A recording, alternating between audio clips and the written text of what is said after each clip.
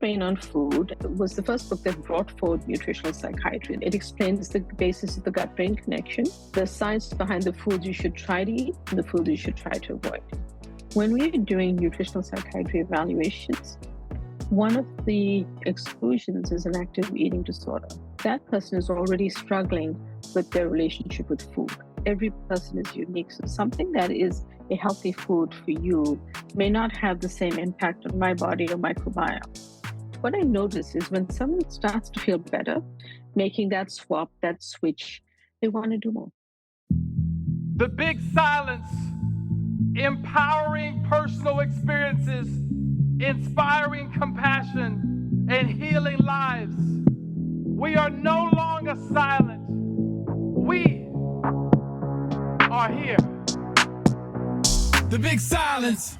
All right, welcome to the podcast, Dr. Emma Naidoo, the author of Calm Your Mind with Food. I'm so excited to have you here. I'm so really excited to talk to you, Karena. Thanks for having me. Yeah, so you've been called a triple threat in food and medicine. You're a Harvard-trained psychologist or psychiatrist, professional chef, and a nutrition specialist. All very much an expertise that I feel like this world needs even more right now. So I think that's so important with the book that is out now and available. Let's start out with explaining what nutritional psychiatry is. Sure. Yeah, it's a great question because it's certainly a newer field in mental health. And one, to be honest, Karena, that's not fully adopted by the mental health community. But I do think there is a growing food as medicine movement. So, nutritional psychiatry is the use of healthy whole foods and nutrients to improve your mental well being. And it doesn't exclude the use of medications or different forms of therapy. So, it's really meant to be an integrated and holistic approach alongside anything you may be already doing. And we find that it offers additional tools in the toolkit for people to feel emotionally stronger. Okay, so before you you found your way into psychiatry and being a professional chef and into nutrition. What is your background? It's a long story, but I will tell you. People call me a triple threat, but I was also a preschool dropout. I, for some reason, refused to go because I loved my grandmother. My first book was dedicated to her, and during the day, I much prefer to spend the time with her. And my parents kind of let me get away with it. So I would spend time with her. She was a fantastic cook. She just naturally taught me to do things like pick fresh vegetables from the garden. I'd watch her prepare food because I was really little. But then she would sit down and eat lunch with me, and we would talk. We would have a conversation. Both my grandparents were around, and to entertain me, my preschool education was learning yoga and meditation. Oh, wow. So they would keep me busy, and in the evening I would just go back to my parents. But it infused in me a love for food, spices, family, healthy eating, that really is part of my DNA. So there was a natural gap I noticed in medical school that we were not talking about food at all, doing lots of other things, but not food. And even now, only 20% of US medical schools teach nutrition. Um, but really, when I had an early experience as a psychiatry trainee, I was really junior and learning how to do psychopharmacology and prescribe medications. The patient kind of yelled at me, and I was very timid. It was new, and I prescribed Prozac about a week before, and he had already come to see me having some issues with his weight. So I knew it wasn't the Prozac, but he had read the side effects and immediately thought, well, that's it. And this happens a lot. So we sat down and we had a conversation. But he also had this massive cup of, in Boston, we love Dunkin' Donuts coffee. I know you do. I've learned that. It's true. He had this massive 20-ounce cup. And so I said to him, why don't you tell me what you put in your coffee? And when we broke it down, it was more than a quarter cup of ultra processed creamer, 8 teaspoons of sugar, in addition to any added sugars or high fructose corn syrup in the creamer. And I'm not a huge calorie counter, but I wanted to prove this point to him. And I showed him on the computer what the number of calories that were in this drink before he even ate breakfast. It's it was almost like a light bulb went off. His eyes lit up and he was excited. He went from angry to interested and curious and wanting to know, well, can you help me? Because I didn't know that. Maybe you can tell me more things that will help my journey. Mhm. And we grew to have a really good therapeutic relationship where we didn't need to increase the dose of medications, but we also worked on him making some changes in his food choices and things like that. But his sort of aha moment also was reflected in an aha moment for me, which is, wow, if someone knows this information, they may make a different choice. Like he literally didn't think. He Mhm. thought he was having nothing for breakfast until he ate his egg sandwich, which is what he was eating at the time. And if people knew and we were able to connect these dots, how much more powerful it could be. So I continued to pursue it. I followed the research. I did my own research. It all evolved over time until I had the opportunity to start my own clinic dedicated towards nutritional lifestyle and metabolic psychiatry. And like I said, it's a long story, but that was sort of the path that got me there. I will say that, culinary school was a whole other journey and largely about my early days when I was studying and I would watch public television because who could afford, Mhm. who could afford cable at Netflix that time or in your life? yeah. And it is PBS and Julia Child was a favorite on, Mhm. Boston television. And I would watch her, and she'd really help me gain confidence as a young cook. And decided when I read her biography and her books, I realized, she'd actually done this whole culinary life was her second career. She had a whole career before that, Mhm. and she only went to school later in life. So I thought, well, the fact that I've done medical school and all that's I love cooking. I want to learn more. That's when I decided to go not actually realizing how much it would help my clinical work, Mhm. that interpreting a recipe or sharing some nutritional fact with someone, but then saying, so here's how you can make that healthier, or here's how you can add the spice, makes a difference to the journey of someone who's trying to use nutrition to feel better. Right, and so you talk a lot about the US anxiety crisis. Yeah, And okay, you had your client and is your client, let's just say we'll call him Bob. Give him a sure. name. I don't know. So Bob starts cutting out all of the sugars in the morning and processed that, and he's on his Prozac. Is he Hmm. implementing other things into his nutrition, his Hmm. diet, his movement? Yes, Like, what else yes. goes there? Like, what are those changes, and how is he now? Let me answer the last question first. I treated him in residency, and by the Mhm, time I graduated and left, he was doing very well, and he was able to just get that very low dose prescription from his primary care doctor, had lost weight, mhm. did some therapy along the way, and was actually feeling much more emotionally better. So honestly, by the end, he only needed to see me once in every 6 months to get his refills. So it was really, to me, something I still remember as someone who changed my life, and I hope I made a difference to his. But the way that a nutritional psychiatry plan works is that it's highly personalized because along the way, the science of the gut microbiome has also educated us to understand that every person is unique. So something that is a healthy food for you may not have the same impact on my body or microbiome. So it is more personalized. And where I usually start is after doing the full evaluation, usually there's what I call a thread. There's something about the person's eating that's worrying them. Maybe it's the bowl of ice cream they picked up during the pandemic and the whole family began eating. Mhm, Maybe it's the cookies they stocked up on because supermarket shelves were empty. And what did everyone do? We turned to processed foods because we were afraid that there was not enough food. Well, a lot of people did, not everyone.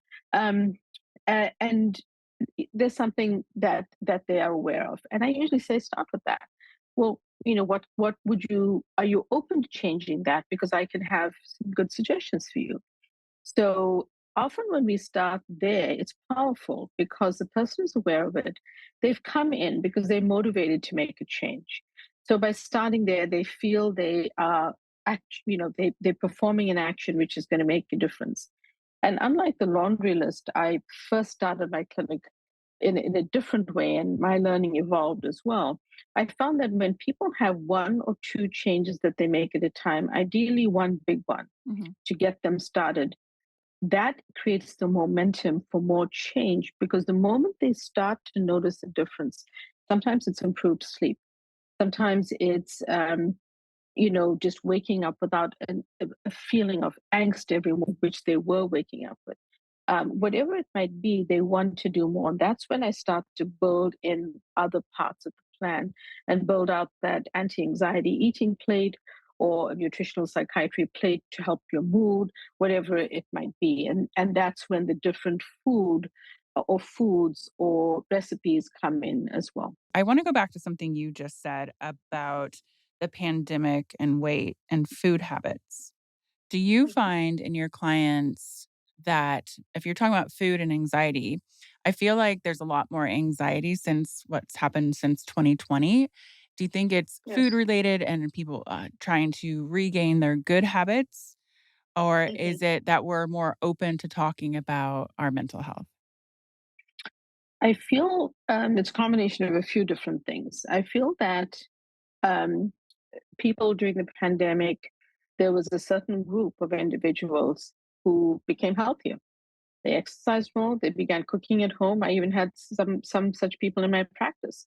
They found time to meditate because they were home and not commuting or not driving or flying and traveling for work. But there were, I would say, a larger portion of people who began to suffer more for many different reasons, including the actual including the actual pandemic. Some of it was definitely in part related to how we began eating. The processed food sales were at an all time high in the spring of 2020. In fact, some food manufacturers went back and started producing more things like canned soups and processed snacks because we were buying more. And they saw the need, and of course, wanted to provide it. And of course, we bought it, and that's what we were eating. So a lot of things like that happened. What also happened, to speak to the mental health component, is that we've always actually had a mental health crisis, specifically around conditions like depression and anxiety. Anxiety has always been the most common condition globally that people suffer with. But depression gets identified more because with depression, people often can't function. A lot of people with anxiety live through that anxiety and white knuckle it through whatever they're doing, may not always be identified as such. But the pandemic uncovered that crisis, and people began to feel more able and more capable and more open about talking through their mental health needs. What was also difficult is we now know that we just simply don't have enough resources to help everyone. So there are still waiting lists to see a treater, waiting lists to see therapists, and things like that. But we know from data that after COVID-19, anxiety disorder specifically grew by about 25% worldwide, and this is from published research. And we also know that many people, like globally in the world, more than 70% of people with mental illness receive no treatment from a healthcare provider. So there are a ton of people who are never actually accessing care. I think in part, now that it's been uncovered, we know it's a crisis. It becomes, what do we do about it? And yes, therapy, when medication is needed, all of these are very important. But why not we start with what's right in front of us? We have to eat several meals a day. We can change that. It's in our control versus someone handing you a prescription. So I think that is a powerful tool if we just lean into it. So, how does I have two questions here. So, how does Yep, yep. anxiety affect your metabolism? So, anxiety, when someone is anxious and when, I guess we could look at it from either way. So let's start with this. When someone's, say, has their what they've eaten has kind of gone in the wrong direction, say through the pandemic, and they've started these habits, and it's difficult to let them go. They may not have gained weight, but they actually are eating that bowl of ice cream every single night. They're eating more candy. They have lots of these processed snacks around. Their metabolism will start to change over time. And one mechanism that happens is that we're eating pro-inflammatory foods when we are consuming those foods. So inflammation gets set up in the body, specifically the gut.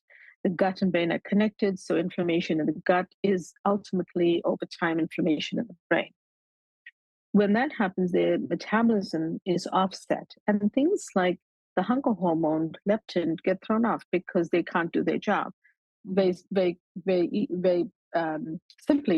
leptin tells us that we're satiated, we've eaten enough, time to stop, move on to a walk, or move on and have a piece of fruit or some berries.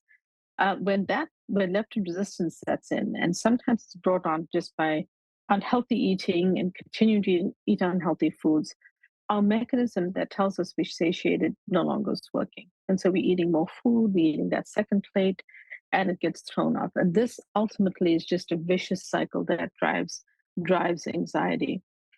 But we are now understanding that our mental health is so closely linked to our metabolic health that it makes sense that if we are not only targeting type 2 diabetes or insulin resistance, but by focusing on conditions like that and being aware of conditions like that, or foods that drive inflammation, drive type 2 diabetes, drive insulin resistance, by paying attention, we're actually dealing by improving our metabolic health, because there are only about, I think the last stat I saw, over 90% of Americans have one or more metabolic abnormalities.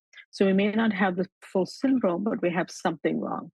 And a good, besides genetics and multiple other reasons, one reason is also how we're eating in this country. So, what are metabolic abnormalities? So, metabolic syndrome, basically. So let's start there. Yeah. Metabolic syndrome is specifically, and I go through this in the book. It's someone who has high blood pressure. It's a certain number of things. It basically is, someone who has developed abdominal obesity, high blood pressure, and there are numbers that your doctor will know to share with you, and impaired fasting blood glucose. So when they've checked your blood glucose test, it's abnormal, and it could be the high triglyceride levels that is still recognized, and low HDL, which is the good cholesterol. So these are thought to be, four prominent signs of what is considered to be metabolic syndrome. And if you have one of those, what the studies are showing is that many of us have one abnormality or one of those things that's off, and that's what is making us really sick as a country. And something that we should be paying attention to is how we eat, because it's the most obvious way to start, along with exercise, along with all those other things, to start moving in a healthier direction. So, what would your advice be to someone who wants to get checked? Would it start with blood work? So yeah, that would be one way. Firstly, we should try to see our primary care doctors once a year. And Mhm. as part of that checkup as an adult, your primary care doctor should be checking your metabolic panel, your electrolytes, your blood counts, because there's a very high level of iron deficiency in the world. 30% of women and children, very high level, are actually iron deficient. So those are important too. You can start with blood tests, you can start with a proper evaluation. You can also log your foods, kind of log what's going on. Has your appetite changed? Are you now eating two of those servings at lunch that you were eating one? What's going on with your stress level? All of that becomes important. It's our bodies are a system, right? And our mental health is not just an above the neck phenomenon anymore. It's a whole body phenomenon. So I think being aware of that becomes important. I just got off the phone with somebody I work with, and we were talking about eating disorders because National Eating Disorder Week is coming up, or day. And what would you say if someone's not getting enough calories? How would that affect your mood and anxiety? And what's the root of that? Right, and that can be hugely problematic. And when I want to clarify that when we're doing nutritional psychiatry evaluations, one of the exclusions is an active eating disorder. And the reason for that is that person is already struggling with their relationship with food.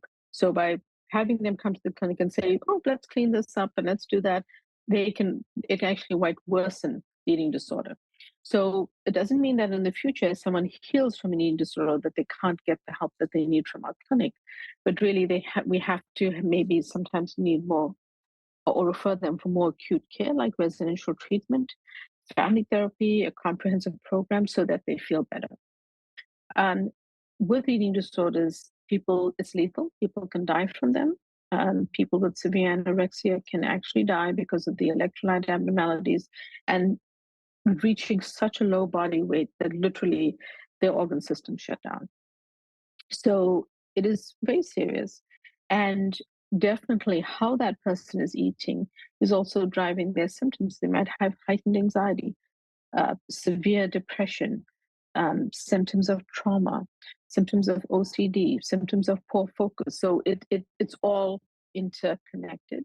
And I think something for us to be acutely aware of when we have any discussion around food is not worsening the possibility of someone developing an eating disorder. Okay, I'm going to ask something here, and you don't have to answer it, but it's obviously a topic of conversation because Ozempic. Are you okay talking about that? Yeah, I'm happy Yeah, to talk yeah. about. Because I don't know too much about it. I'm trying to understand about it, but as I've talked to people that I know and we talk about eating disorders Mhm, and someone who is taking that who doesn't necessarily need to lose weight, how do you mm, think, and if we're talking about food, mental health, and a drug like that, I know there's a lot of people that it's great for, but I'm mhm, just interested if we're talking about eating disorders and somebody goes off of that, like, what would the best healing process be to make sure that they're good mentally? mm. If they've come off Ozempic or they've used it Yeah, and, for extra weight loss. I would say somebody who perhaps had a body dysmorphia and then Mm, went on Ozempic, and mhm, then eventually they come off of that, and are there any side effects that we know of yet? mhm. For one thing, it's not clear that if a person comes off one of those specific medications, that they won't have um, that their weight loss will continue.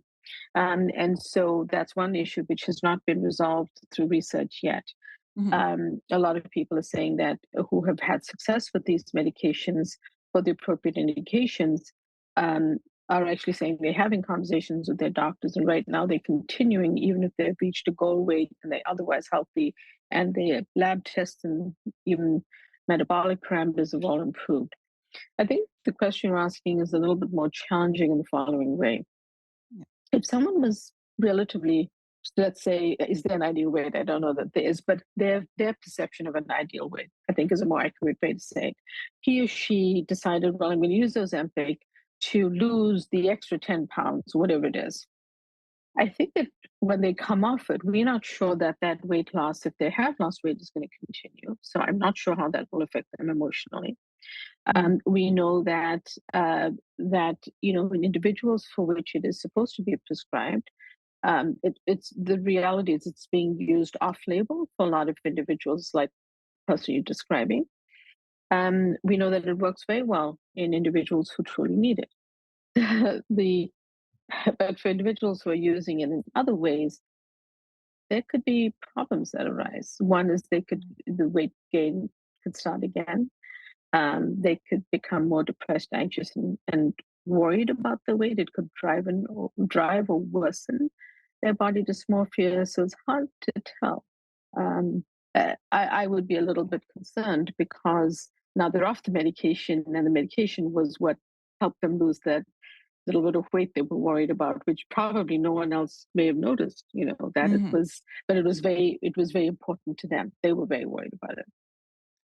Yeah, so aside from reading your book and calming your mind with food and learning about nutrition and fitness and meditation and all of this, like, I feel that this is my personal opinion, like with diet culture and that and everything going on today and the right messaging, what would your advice be to someone who just wants to really get on track, not only for their mental, but their physical, but they feel so overwhelmed where they may go to, something else to lose the weight, to think they're going to Yeah. feel happy.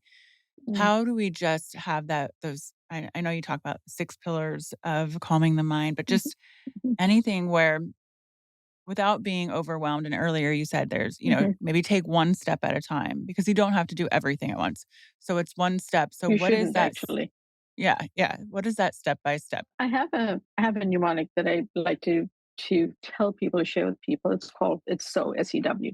The first one is swap. So if it's one thing you want to do, going back to what we talked about earlier, you picked up some unhealthy habit that's bothering you. Um, just swap that up for switch. Should swap the food, swap the habit, whatever makes sense for you, but it's swap. So it's the ice cream. Let's learn to make an ice cream made from fruit. Let's Mhm, start to have a piece of extra dark chocolate with a piece of clementine. Very different thing to what you were eating and kind of relying on for that pick me up at the end of the day. But unfortunately, it's ultra processed and laden with a lot of sugar. So swap that out, okay? And stay with that for a while. You don't have to change that. You can do that for a month, a week, a few days.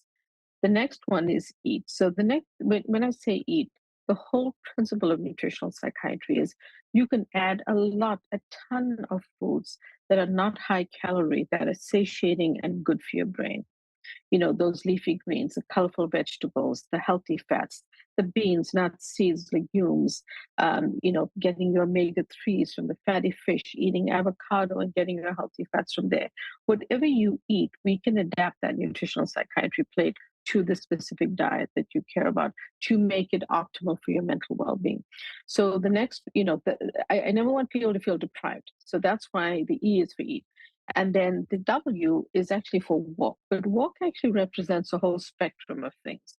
mm, It's walking, it's exercise, it's outdoor time, maybe it's Zumba, maybe it's Tai Chi for someone else, maybe it's, um, doing Qigong on the oceans. It's something that gets their body moving. And if someone is not exercising and has struggled during the pandemic and that has lingered, and some of my patients have struggled to go back to the gym because it's been a while, but people mhm. kind of have given up their memberships and then they kind of out of sync with how do I exercise and what do I do? It's happened to a good portion of people.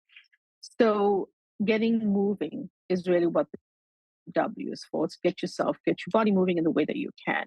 And over time, what I want people to do is build those things up, and they can just start with one. Because what I notice is when someone starts to feel better, making that swap, that switch, they want to do more. Mhm. Sometimes a week later, 2 weeks later, someone will contact me and say, I'm sleeping better. After months, I'm finally sleeping through the night. And, it might have been that they were having a glass of wine every night during the pandemic. And now they realized, let me go back to pre COVID times when I'd have a glass of wine on a Friday when I went out with my friends. So it's a lot of that adjustment that the SEW allows for. Yeah. So how long do you think it takes? Because we're talking about pandemic when this was about 4 years ago. Right? But and it ruined a lot of our habits, including mine and me being Yes. in the fitness industry and a fitness professional.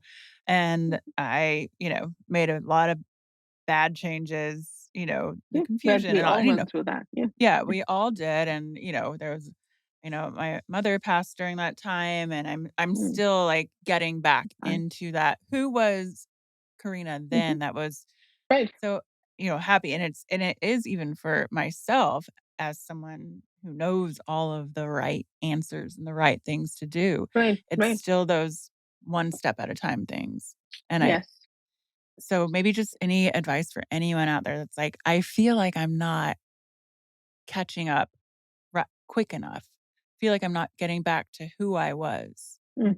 Any Hmm. advice for Well, them? I'm going to say something a bit controversial. I'm going to Yep. say that I don't know that any one of us can go back Mhm. to how we were before the pandemic, because I think that the pandemic changed all of us in a certain way. I'm sorry to say that. Maybe for some people, it ended up being very positive and healthy and good. But for a lot of people, it just changed and shifted something. Mm, So rather than rather than aiming for something which may not be possible, why not reinvent how we'd like to be? Why not start from a different baseline? So perhaps you were super fit, exercising, doing all the good things for your body, and then you got thrown off during the pandemic. There may be a new, invigorated version of that now that works better for you. Maybe you've had to change location. Maybe now you work from home. mm. Maybe your situation at work. Maybe you had to change jobs. Whatever it is, why not make it the new normal for you? Because I feel like that's a little bit more of almost having grace with ourselves, patience with ourselves, and saying, look, I was really in good shape before the pandemic. I can get back there, but it may be a different baseline that I'm getting back to, and build up to it. So maybe you exercise in a particular way, or you participate in certain sports. You can get there, but start building rather than saying, well, why can't I do X, Y, and Z in 7 days? Because honestly, to me, that's that trap that is not dissimilar to diet culture, which is, let's just Mhm. dive in and change all of this right now. And people can't sustain it. So I think that that is one way to think about it, your new normal, what that is, write it down, journal, think about it more deeply, think about who you want to be, and design it. And it might even, who knows, it could even be stronger and more powerful than the person you were before the pandemic.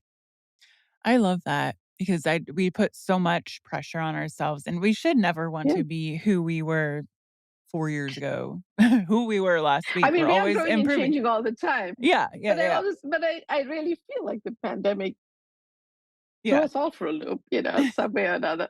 and that's okay, but now we have a new normal, like, who do I wanna be? I get to That's reinvent it. myself. I lived through a pandemic. Like, Yes, yes. how And we're sometimes I here. forget how horrible it was at the beginning. I mean, anyway. But again, it's who we know and what do we want to be, and where do we want to be? In our lives, in our diets, in our nutrition, in our exercise, whatever it might be. Yeah, I love that. So everyone listening, reinvent yourself. This is who I want. This is you can do anything. So that's a good You have the perspective, a power. good positive perspective. Okay, so I want to talk about in your book, you have a lot of recipes and everything. So how Hmm. would someone go through your book to figure out what they need to eat? How, if they're Hmm. really focused on anxiety, because that is like Sure. something that comes up a lot right Sure, now. sure. So the way I'll suggest to people how they can use the book, and then of course it's really your choice how you would find it more useful.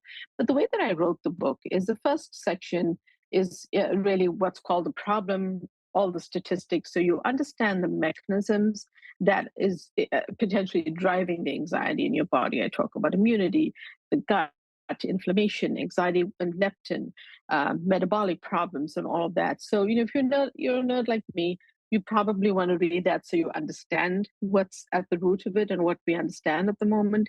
But then, if you want to skip over that, but then just start with the solution, which is part Mm. two. I list the different foods. I have an anti-anxiety shopping trip.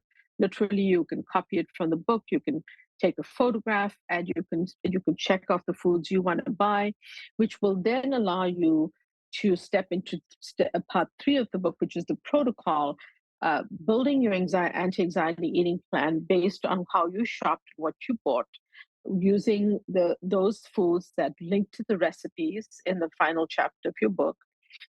They also help you to stock your kitchen with calming foods, and that's how you build your anti-anxiety eating plate. It's all done in a stepwise way so that one thing interacts with the other, and the recipes are based on those ingredients to make it easy. The recipes are written to be flexible, so one person may use tofu, another person may use chicken.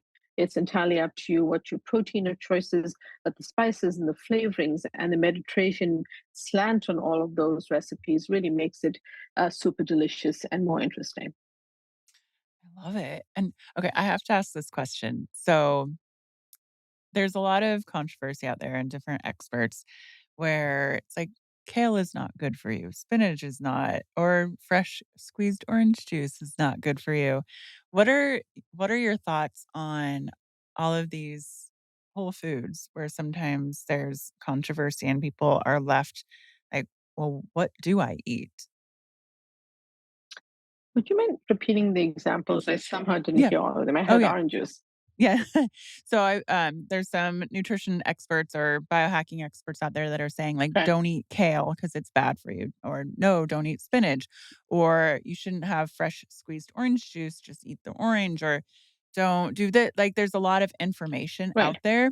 So right. if someone's listening and then they like think they're being healthy, but then they're hearing someone else in the wellness space saying the opposite, what is your advice on that? Yeah. I think that's a hard one, and it's hard because there's so Mhm. many different opinions, and some of them are coming from trained professionals. Mhm. There are definitely people who are trained professionals telling the general public never to eat spinach and that vegetables are not good for you. In my book, one of the things I talk about are how to handle the things that people worry about in certain vegetables, the oxalates in spinach or the lectins in beans and legumes and lentils and stuff Mhm. like that. There's always a way that you can use cooking and cooking methods to get around those concerns.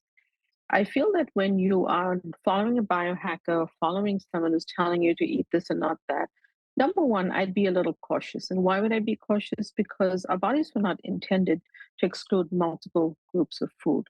The things that Mhm. I want people to be a little concerned about are the ultra processed junk foods, fast foods, the sodas, the diet sodas, the artificial sweeteners, the vegetable oils, the processed seed oils, that type of thing, because those we know from research are pro-inflammatory, and they have multiple different mechanisms by which they not only disrupt the gut but they impact our mental health. So I would say make sure the person is a trained professional. And if they're a trained professional, qualified to speak about that topic, and they're saying, don't eat this food or that food, I'd worry. Just because it should be your individual choice, remember there's bio-individuality, and now medicine is moving in a highly personalized way. So what Mhm. he or she may be doing may not work for your body based on your gut microbiome and your own, honestly, your own genetics. So I definitely agree with eating whole foods when we can. So Mhm. I'm a proponent, I'm not against orange juice, but I do think store-bought orange juice is an entirely different product that is marketed to be healthy and it's not. It has no fiber and added sugar. That's Yeah. the issue I have with it. But if you ate the orange or you took that orange and made it into a juice, the only thing I would tell you is I wouldn't rely on that all the time, and here's why. When you take that orange and you pulverize it into a juice, you do lose some of the fiber content, and the impact on your blood sugar is different. If you ate an orange, it could take you 10 minutes. If you took that one orange and made it into a juice, it's probably very little juice. And guess what? It takes you about 3 seconds to drink. The speed at which it hits your blood sugar is much faster. The spike in your glucose would be much faster. So if you use a CGM, try that and let me know what you find, because it will have a different impact. With eating the fruit, getting the fiber and all the nutrients and all of that is slightly different. So I'd say just be cautious about where you're getting the information and take it with a pinch of salt if you're being told to exclude entire food groups. Mhm. In my books, I made a point to work with my editor to include what we call end notes, which are references. And that way, if you find a fact and you're thinking, I don't agree with that, this can't be true, there's a study to show you. You can still decide whether you agree or not, but it gives you the ability to look up the study and to see what the research says, and you may or may not agree with it. I I never assume I'm right. In fact, I'm always of the opinion that people should question things all the time, including myself. So check it out and be cautious about where you get your information. Thank you, Dr. Naidoo. So you also have This Is Your Brain on food. And so what is Yes, that? my Can first you book. yes, and what does that one focus on versus Calm Your Mind with Food? Yes, thanks for asking. So, This Is Your Brain on Food is a book that was the first book that brought forward nutritional psychiatry this way. It looks at all the major mental health conditions. Mhm. It explains the basis of the gut brain connection. the research behind it, and then it walks you through conditions like depression, anxiety, OCD, and more.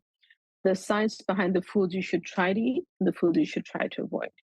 And where it's helpful is that every chapter has lists at the end that you can add to your shopping list, decide on a specific day. Maybe someone in your family has OCD, someone in your family has depression. There are different lists to help everyone, and there are recipes at the end, how to set up your kitchen. The recipes are all divided by condition, but you know what? They're interchangeable.